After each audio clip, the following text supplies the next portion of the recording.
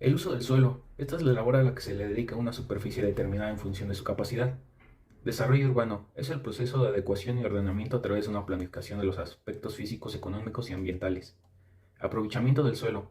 Estas son las acciones, actividades, intervenciones que realizan las personas sobre una determinada tipo de superficie a producir, modificarla o mantenerla. La infraestructura es una del conjunto de obras que componen a nuestras ciudades. Estos hacen posible el uso de distribución del suelo. Equipamiento urbano. Este es el conjunto de edificaciones y espacios de uso público. El suelo apto es cuando sus cualidades físicas lo hacen ser viable para que pueda crecer la urbanización.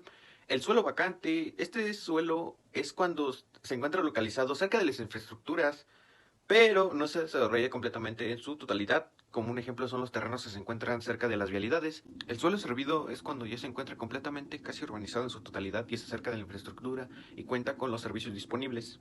La regularización, este es un conjunto de procedimientos administrativos y jurídicos que sirven para dar un ordenamiento a los asentamientos humanos y llevar un conteo de ellos. Y el crecimiento urbano es cuando la población crece exponencialmente o ya sea de manera ordenada. Lectura de usos del suelo. En este apartado tuvimos que buscar un municipio. Después nos dirigimos a la página de CEDUO, donde se encuentran los planes municipales. Una vez ubicado en nuestro municipio, descargamos tres archivos. El primero es plan municipal, el segundo es usos del suelo o estructura urbana, que es la tabla, y el último es el plano de usos del suelo. En la tabla se encuentran los usos de manera horizontal y de manera vertical se encuentran las mezclas. Entre los distintos usos que vimos se encuentra el habitacional, equipamiento, industria, centro urbano, corredor urbano, agrícola, bosques, natural, centro histórico cultural, cuerpo de agua, zona arqueológica y zona turística.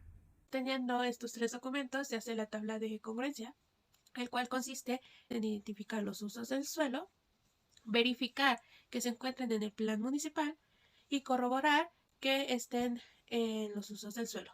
Una vez teniendo la tabla de congruencia, se pasa a calcular la mínima densidad. Aquí nos dan un uso, nos dan una densidad y nos dan una mezcla. Por ejemplo, nos dan H100A. Lo primero que tenemos que hacer es tomar la densidad que es 100 y multiplicarla por .60, ya que 60 es lo mínimo que se puede construir según la normatividad. Realizamos nuestra operación y nos da como resultado 60 metros cuadrados. Entonces podemos decir que habitacional con densidad mínima es de 60 metros cuadrados. La densidad solo se calcula cuando se tiene un número en el uso. Comenzaremos a hacer el ejercicio, que consiste en ubicar nuestra casa en el mapa de usos del suelo para saber qué uso del suelo se le está dando. En este caso es un CU 300A, que quiere decir que se tiene permitido construir la mayoría de las cosas. Procederemos a ubicar la cuadra en donde se localice nuestra casa. Van 4 fotos en las diferentes calles. En este caso rodea al licenciado Alberto García, José María Heredia, Álvaro Obregón y Santos de Gollado. Una vez hecho esto, se va a hacer la tabla que consta de el uso, la mezcla y la foto de si cumple o no. También vimos que las siglas U y R es el uso de impacto regional y vimos que DUF es el dictamen único de factibilidad. Este nos ayuda para saber si nuestra construcción puede hacer impacto en el entorno. En el capítulo 1 y 2 se habla sobre el artículo 27 de la Constitución de 1917, que estableció la propiedad originaria de las tierras y los recursos naturales existentes en ella a favor de la nación.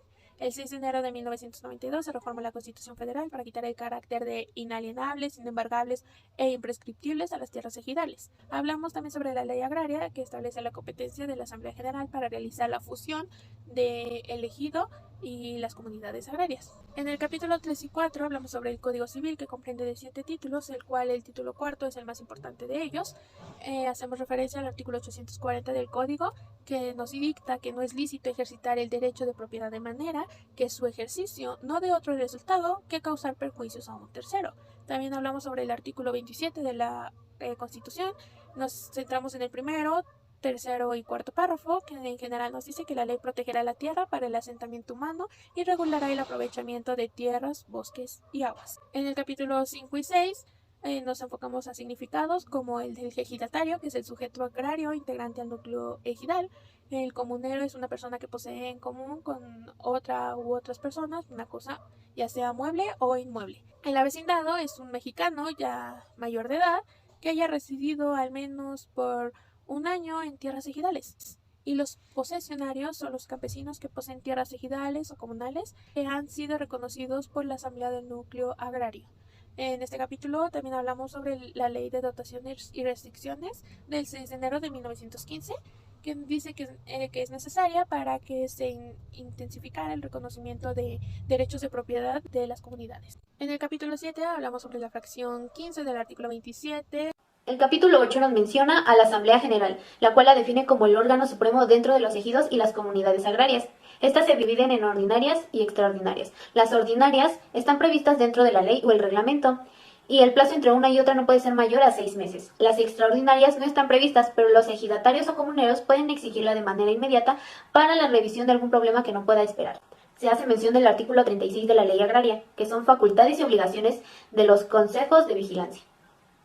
El artículo 41 de la Ley Agraria establece que podrán construirse en cada ejido o comunidad una junta de pobladores o órgano de participación comunitaria. Retoma la definición de tierras ejidales, que son todas aquellas que han sido proporcionadas por parte del Estado a campesinos que carecían de ellas. Las tierras comunales, que son todas aquellas reconocidas por parte del Estado que pertenecían a campesinos desde tiempo inmemorial o de su restitución. Las tierras de asentamientos humanos, que son áreas necesarias para el desarrollo de la vida comunitaria del ejido. Se hace mención de la Ley General del Equilibrio Ecológico, que busca regular el uso del suelo con el fin de lograr la protección del medio ambiente.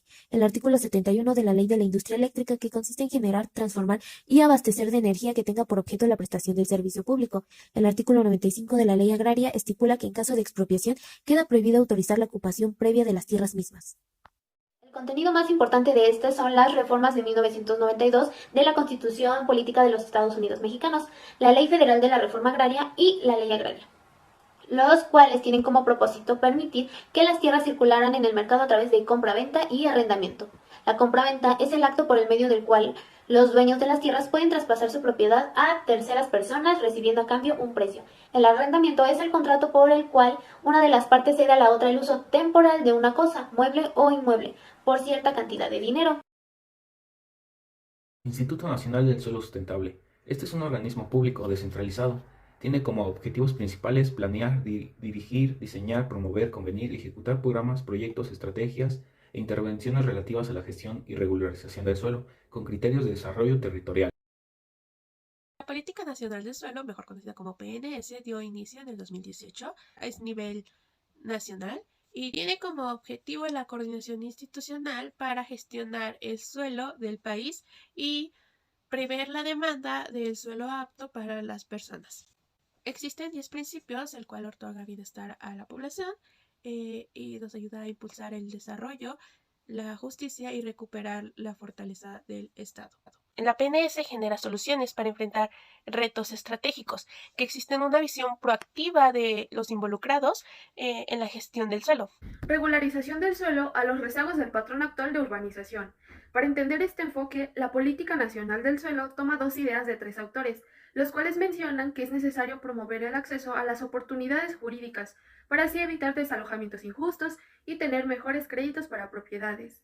La primera idea hace referencia a que necesitamos impulsar o adoptar un enfoque de prevención de desarrollo urbano a través de planes y herramientas de regularización del suelo, y en la segunda idea, la Política Nacional del Suelo incita a la regularización para espacios públicos, así como mejores infraestructuras y dominios públicos para aquellas entidades federales o municipales que no cuentan con certeza jurídica efectiva para el desarrollo urbano. Gestionar nuevos modelos de regularización del suelo. Los programas de regularización generalmente otorgan títulos de propiedad individuales, sin antes considerar si este es el mecanismo más apropiado de acuerdo con el régimen de propiedad del suelo y las características de asentamiento. Un dato interesante es que cerca del 40% de la superficie de solares urbanos que contienen asentamientos en el país se encuentran bajo el régimen de propiedad social, lo que representa un enorme rezago en términos de regularización, por lo que es importante generar regularizacional que sean flexibles para las capacidades de pago y para poder adaptar la regularización del suelo a los rezagos. 1. Desincentivar la ocupación informal, irregular o ilegal del suelo. Será necesario impulsar una adaptación de un enfoque preventivo para la ocupación irregular del suelo en los instrumentos y programas de gestión y regularización de la tenencia de la tierra. 2. Promover la regularización del suelo a favor de los gobiernos locales en donde se localizan bienes de dominio público. Impulsar la regularización del suelo en espacios públicos, equipamientos, infraestructura y los bienes de dominio público a favor de las entidades federativas, y municipios que no cuenten con una certeza jurídica para su integración afectiva al desarrollo urbano. 3. Asistir a los conflictos territoriales asociados con la regularización del suelo. Aplicar asesorías administrativas, técnicas y operativas en los núcleos agrarios en los procesos de desincorporación de suelo e integrar un comportamiento de gestión que pueda garantizar que las acciones de urbanización cumplan con la normatividad urbana y la preservación del equilibrio ecológico. 4. Gestionar nuevos modelos de regularización del suelo. Para este caso deberá de ser necesario diseñar, promover, coordinar y ejecutar diferentes modelos de regularización del suelo, para que éste tenga en cuenta la evolución de las necesidades de las personas y de las comunidades. La gestión del suelo apto y bien localizado con sentido social. Este es aquel que posee cualidades favorables como la topografía, la geología, su ubicación. La ubicación es muy importante ya que este puede ofrecer infraestructura, servicios, empleos, educación. Y este se compone de dos cosas y muy importantes, que es la ubicación relativa y la infraestructura. A su vez, necesitan promover el uso del suelo apto para el crecimiento urbano, como ver las necesidades de vivienda, equipamientos y servicios, asesorar a las entidades federativas y municipales sobre en la materia del ordenamiento territorial, el suelo, la vivienda, que esto es para que puedan hacer una repartición de territorio justo y la gestión del suelo apto para que pueda hacer el mejor uso de este mismo. La regularización y financiamiento es la aportación de capital necesaria para el desarrollo de proyectos de desarrollo urbano, que estos son para la población. La Política Nacional del Suelo lleva varios parámetros e instrumentos que con esto lo lleva a cabo, como podría ser financiar el equipamiento y servicios con base al cambio climático, el crecimiento urbano, el transporte, la vivienda, entre otros. Se habla de la manera de promover la regulación y financiamiento para la gestión del suelo. La promoción, creación y uso de instrumentos económicos fiscales para financiar el desarrollo urbano se establece como uno de los principales retos estratégicos de la PNS. La regulación urbanística se logra a través de instrumentos de gestión que deben contar con un diseño adecuado al contexto económico, social y ambiental, esto con el fin de obtener un resultado sustentable. El vínculo que existe entre las políticas económicas fiscales y las de planeación territorial se hacen con la intención de no limitar el alcance de los planes y programas de desarrollo urbano, además de que permiten al gobierno tener una mejor gestión del suelo. Existen diversos métodos que se utilizan para la actualización de catastros. Entre estos se encuentra el registro documental, la inspección física, la cartografía digital y la fotografía aérea. Sin embargo, algunos municipios todavía hacen uso de métodos tradicionales que se caracterizan por ser costosos y tener varios errores. En cuanto a la promoción y valorización del suelo, existen instrumentos utilizados para la recuperación del incremento del valor de la propiedad inmobiliaria, incluidas la cuantificación, adaptación y distribución de estas, generadas por decisiones normativas y de inversión pública. Dichas valoraciones y la consolidación del crecimiento urbano se consideran como mecanismos de financiamiento para la atención de atrasos en la provisión de servicios públicos, tales como equipamiento, infraestructura, transporte y vivienda.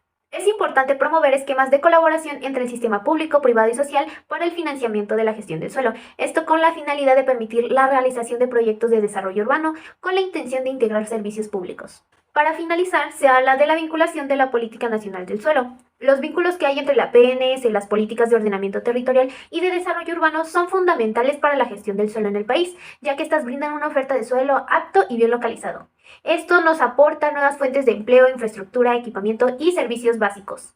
En cambio, la falta de vinculación e integración entre las políticas de ordenamiento ecológico, territorial, desarrollo urbano y vivienda a diferentes escalas de gobierno dificultan la transición hacia ciudades y territorios sostenibles.